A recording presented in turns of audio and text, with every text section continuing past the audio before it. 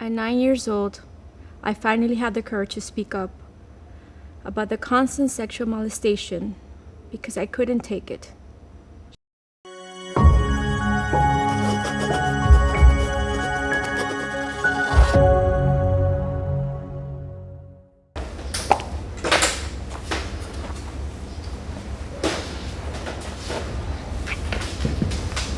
Hi, Kara. How you doing today?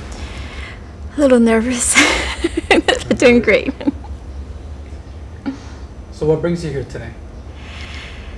I was told I'll be reading a story of someone who was very brave to tell their journey.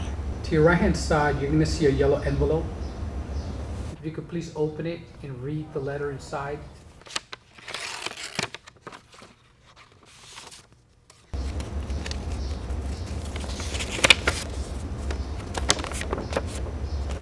Dear someone, I grew up with a mom who quickly became a single parent after leaving my biological dad, who had violently abused her since they got married. He kicked her stomach all through her pregnancy with me, hoping that she would have a miscarriage. She had escaped her violent father only to find another husband that would treat her worse.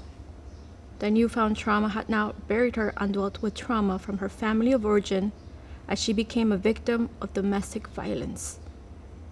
My mom remarried when I was 6 years old, and that's when I started being molested by my stepfather.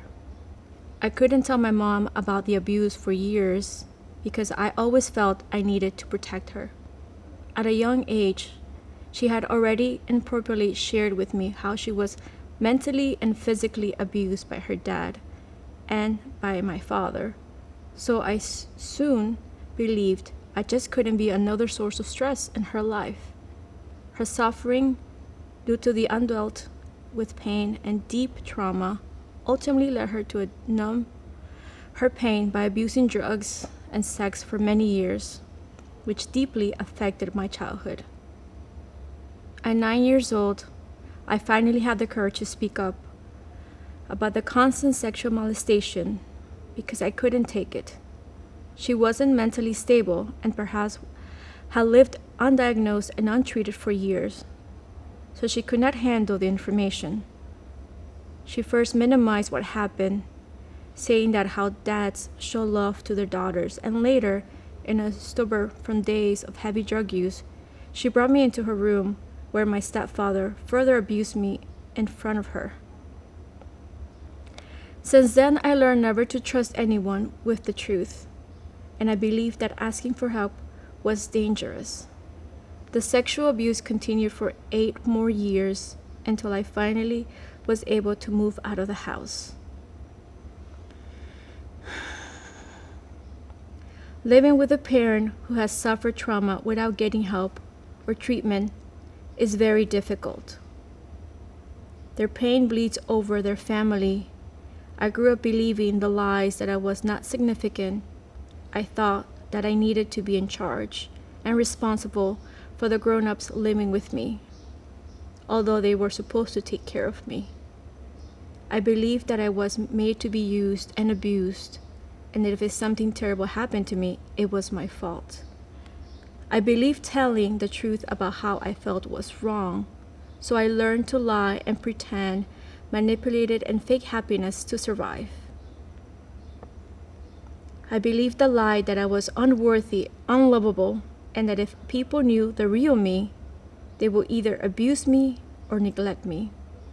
I carried all this pain with me into my marriage and family.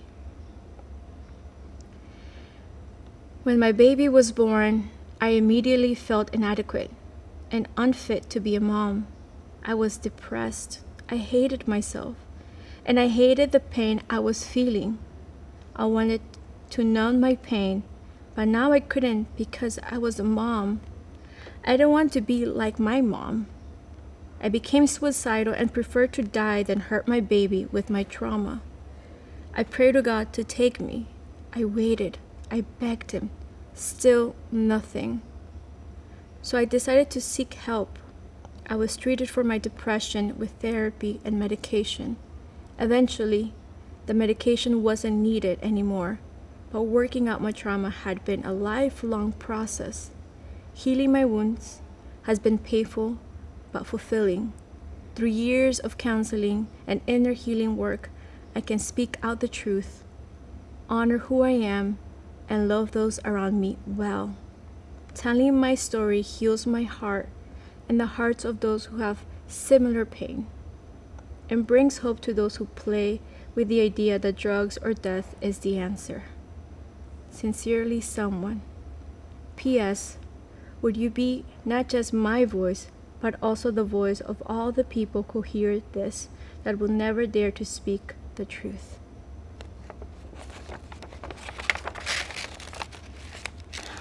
What thoughts or feelings are you processing right now?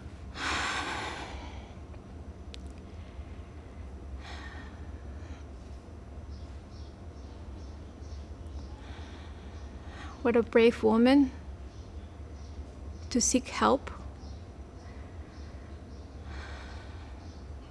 Just my heart breaks that she had to go through that at such a young age. She wasn't meant to go through that. So this young lady went through some mental health issues. How prevalent is mental health right now? It's important for all of us. We all go through traumas and feel like maybe we just sneak it under the rug, it will be okay, or nobody else will notice it, but we see the little bump under the carpet until we trip over it. And she realized she was tripping over it when she became a mom. And it's brave of her to have come and seek help. So it's very prevalent for all of us to seek help, even though family may not support it, friends may not support it, society may not support it. There's people out there that do care and want to listen and help through the trauma that we all go through as a child or even as an adult. So we could really live a healthy, free life. If this person was here in front of you, what would you like to tell her? God loves you. God is there for you. God was there with you all through this pain. He felt the pain you were feeling. He never meant for you to go through that. He's still here with you to love on you, to heal you, to restore you, and to remove all the burdens and the fears that you have, all those doubts, and to give you peace. And I would just give her a big hug and cry with her too, if she needs to cry, and hear her out and let her know that she is loved, she's worthy. She was made with great purpose to say this story, to empower others to speak up. We all need to be okay to be vulnerable in front of others, and know that there are professional people out there who you could trust to speak up to. And I know it's going to be hard to go through it, to speak up of the things that you probably went through or you probably hid it for so long. But it's a journey that through all those obstacles that you went through, it's an opportunity just to be liberated and to be healed and to feel complete. And know that God is with you in that process. Hi, my name is Carol, and I will be your voice.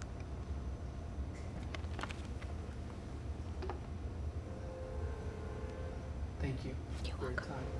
We're gonna. Go ahead.